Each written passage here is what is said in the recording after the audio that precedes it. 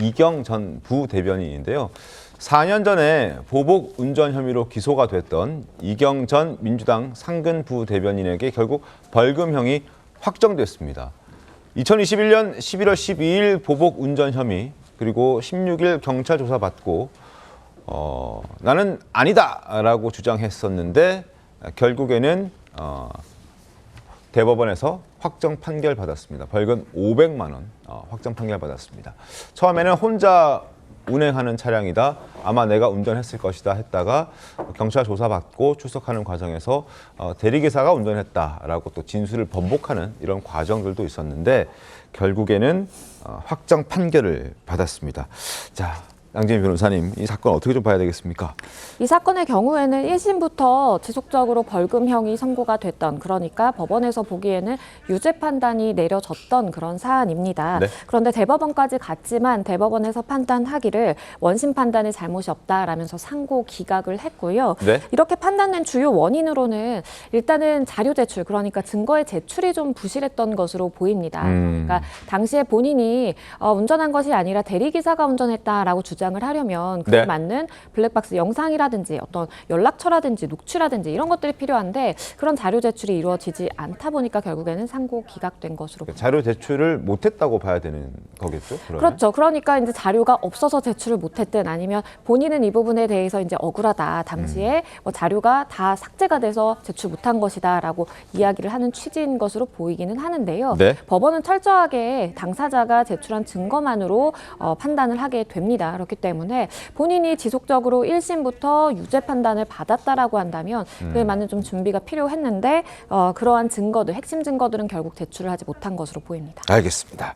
자, 이 사건으로 당시 이경 전 부대변인은 민주당에서 공천 부적격 판정을 받고 총선 출마도 불발되고 맙니다. 당시 억울한 심정을 토로하면서 당에 소명하겠다라고도 했었는데 결국은 그 소명이 받아들여지지 않았죠. 대리기사님을 찾습니다. 당시에 저 현수막도 지금 여의도에 국회의사당 앞에 지금 붙어있는 현수막, 당시 현수막을 지금 보여드리고 있는 것인데 그러나 결국에는 공천 탈락했고 지금은 다른 곳에서 일을 하고 있는 것으로 전해지고 있습니다. 자, 본인의 차를 운전한 대리기사를 찾겠다며 현수막을 내걸었다가 불법이라고 또 신고당했던 일도 있었습니다. 영상 보겠습니다.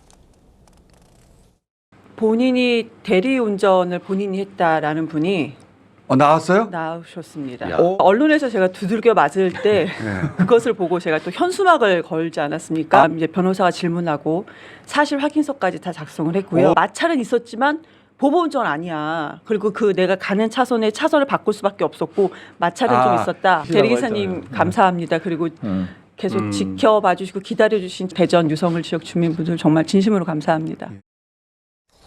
대리기사를 찾았다고 했었지만 결국 이를 구체적으로 증명하는 자료는 내지 못했습니다.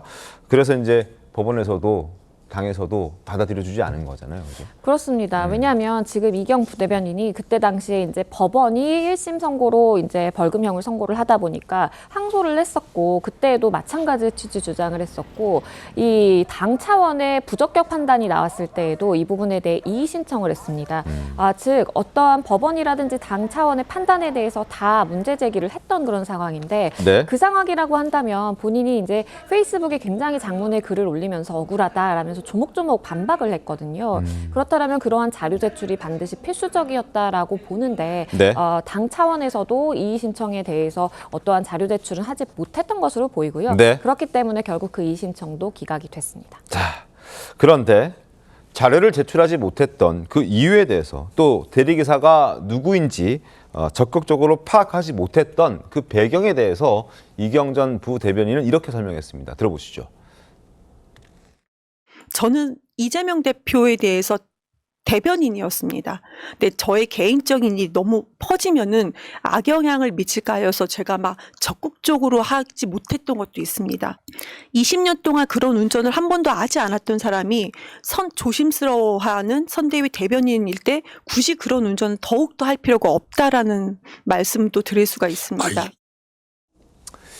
처음 사건이 발생했을 때 경찰관과 통화를 하면서 운전한 사실이 없다고 했었던 이경 전 부대변인이었습니다. 경찰이 허위 보고서를 작성했다는 의혹도 제기를 했습니다.